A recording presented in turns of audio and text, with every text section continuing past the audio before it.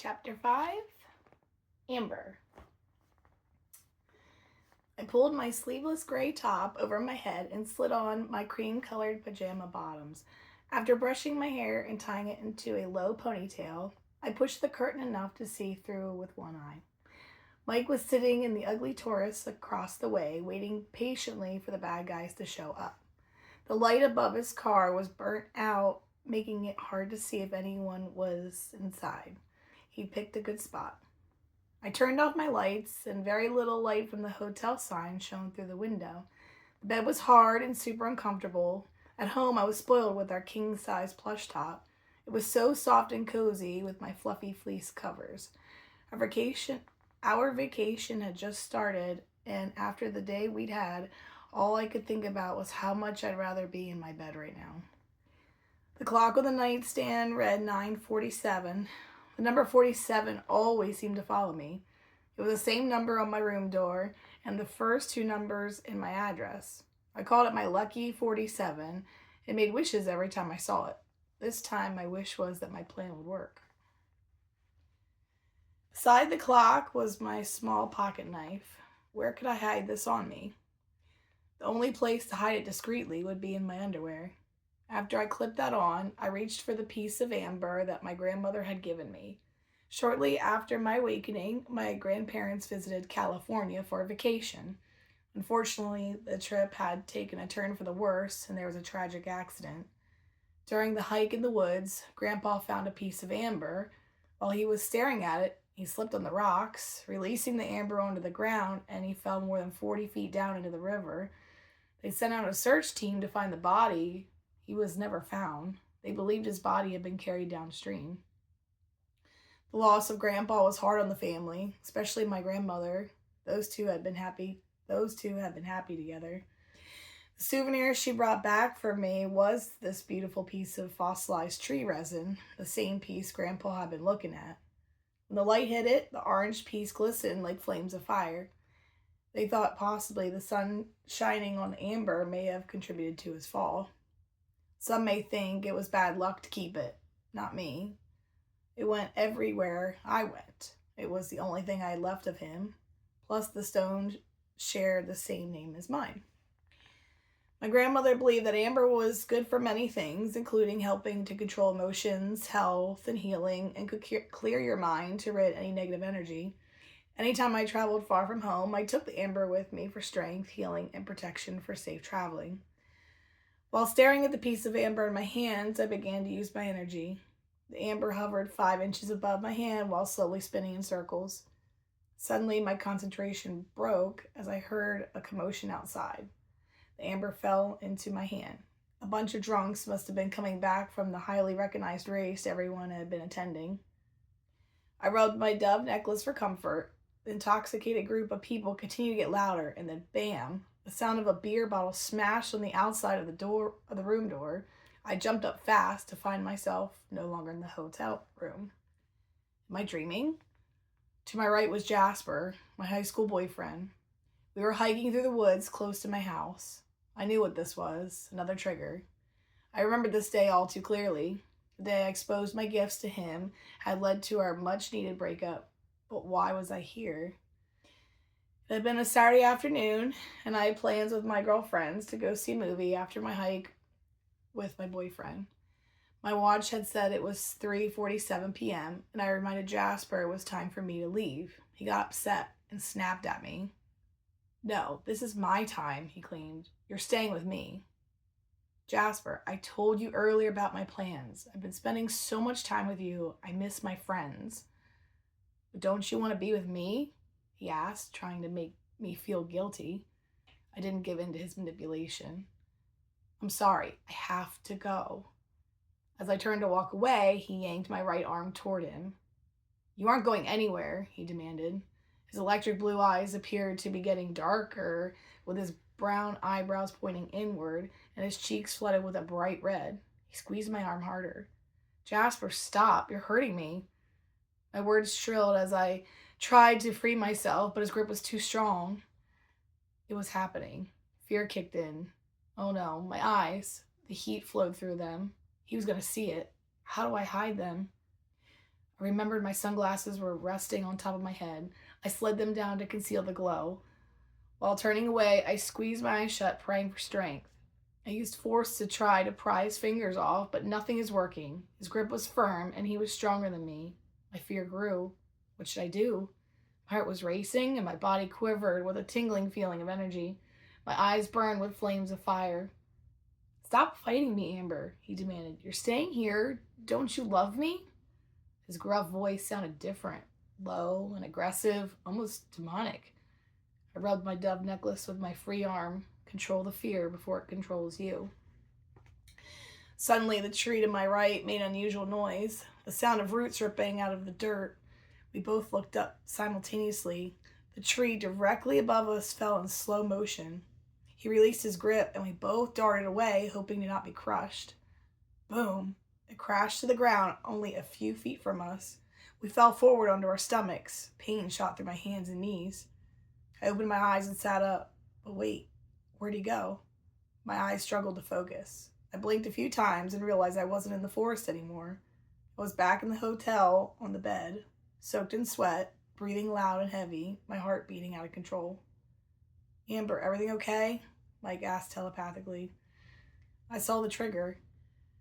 I didn't respond, trying my best to bring the clock into focus. 11:11, another number that followed me. The 11s were always in pairs. I believed it just saved me from having to relieve that part after the tree fell. Amber? Yeah, sorry, I replied. That was one of my worst visions. Between Jasper's controlling behavior and exposing my gifts, I had to break up with him, and that didn't go well. My phone was constantly ringing. My parents got involved. They told him to leave me alone, or they were considering this harassment and calling the cops. Finally, he got the hint, and the call stopped. It took about a month for him to accept the thought of not being with me. Last I heard, he dropped out of high school shortly after the breakup. He ran away from home to extended family in the state down south. Not sure if that was true, but I hadn't heard from him since. Rumors went around the school that I broke his heart. At the time, we were only 16, and that was an unhealthy relationship.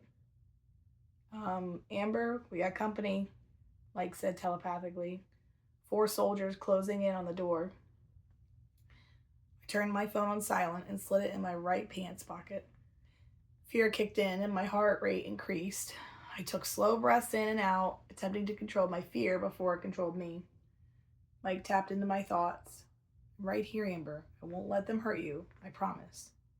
His comforting words helped me control my panic attack. I rolled over to pretend I was sleeping and closed my eyes. My hand held my necklace tight, and I began to pray to a higher power for strength and safety.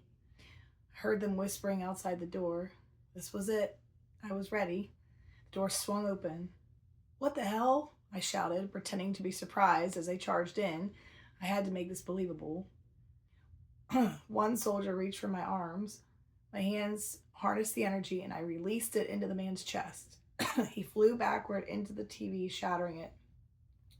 Another soldier threw his body over mine, tackling me like a linebacker, knocking all 135 pounds of me back into the bed.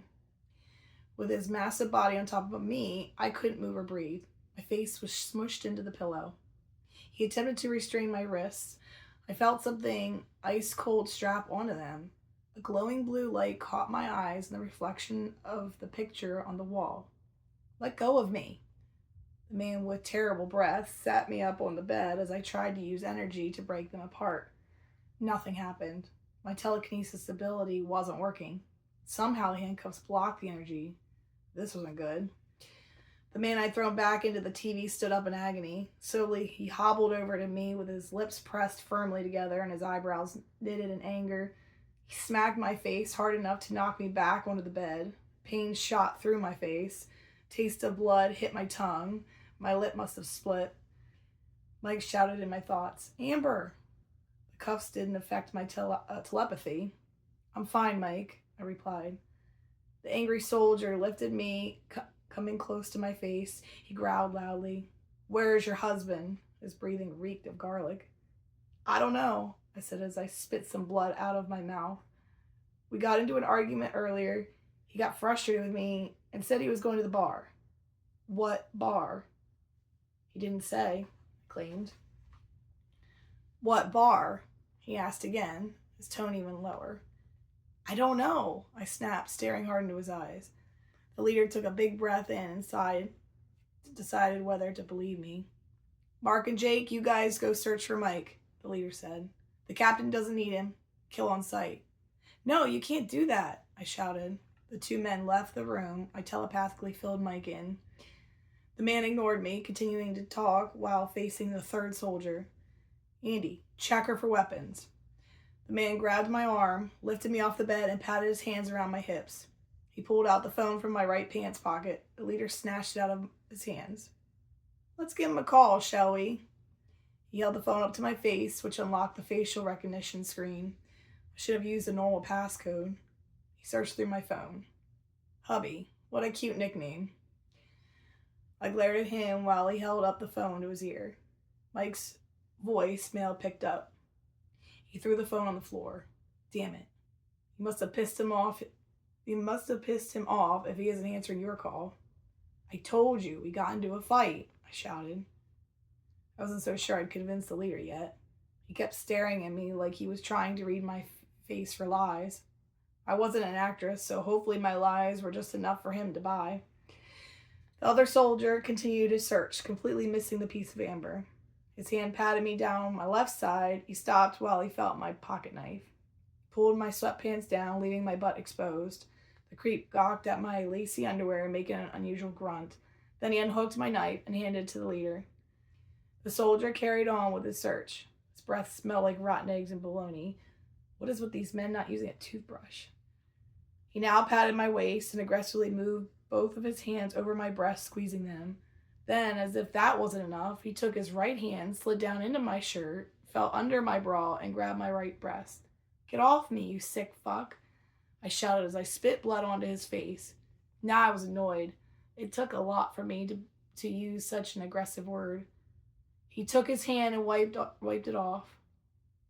Boss said to check for weapons. Had to make sure you weren't hiding anything in there.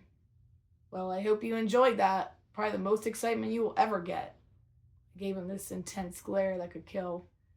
He leaned down in my ear and whispered, I did, pretty girl. Nice tits. Maybe later I could play some more.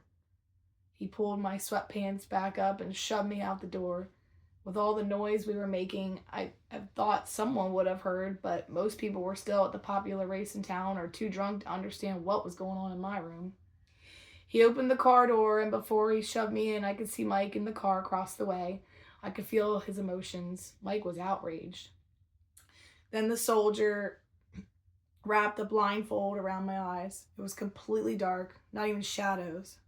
Mike, they said they're going to kill you. Be careful, I advised in my thoughts. We drove away, and Mike followed in our rental car. I'm not far behind, Mike said in my mind. Don't read their minds. Save your energy. The driver spoke up. The captain is not happy with your erratic escape earlier. Damien was one of our captain's favorites. He was talking about the man I killed. He hadn't given me a choice. It was him or me, but I stayed silent. I owed this asshole nothing. I tried to stay strong, but since I was blindfolded, the fear of not knowing where I was going was terrifying. My heart pounded. Now I questioned whether this was a good idea. Maybe we should have thought of this through a little better. We may be powerful, but without my telekinetic powers, I felt helpless. I needed to figure out a way to free my hands. Fear set in and I panicked. Without thinking, the first words came out of my mouth. Let me go. My eyes swirled with heat. The car radio turned on. The wiper blades swiped back and forth. The horn honked. I was now hyperventilating, feeling claustrophobic. The car's walls were closing in on me. The air was thin and I couldn't breathe. Slow and easy breaths, Amber, Mike said through my thoughts. Control the fear before it controls you. His voice sounded small, but I heard him enough. I repeated those words. It wasn't working. I told myself to not be afraid, but that's all I felt. Scared. I needed to have my necklace, but they locked my hands in these stupid cuffs. I wanted out of this car. I wanted to go home. The music volume grew louder and the windshield wipers swiped faster, screeching with every up and down motion. Then the vehicle swerved to the right and then back to the left. How is she doing that? Are the cuffs on her right? The leader shouted back. Andy tugged on the cuffs to make sure they were secure. Yes, they are on, Andy replied. The car kept swerving. The music was so loud and I vaguely heard the leader's next words. Stop her. How? Andy shouted. I don't know. Figure it out before she wrecks the car and we all die. Then instant pain shot through my head. The flames burning in my eyes were no more. Darkness.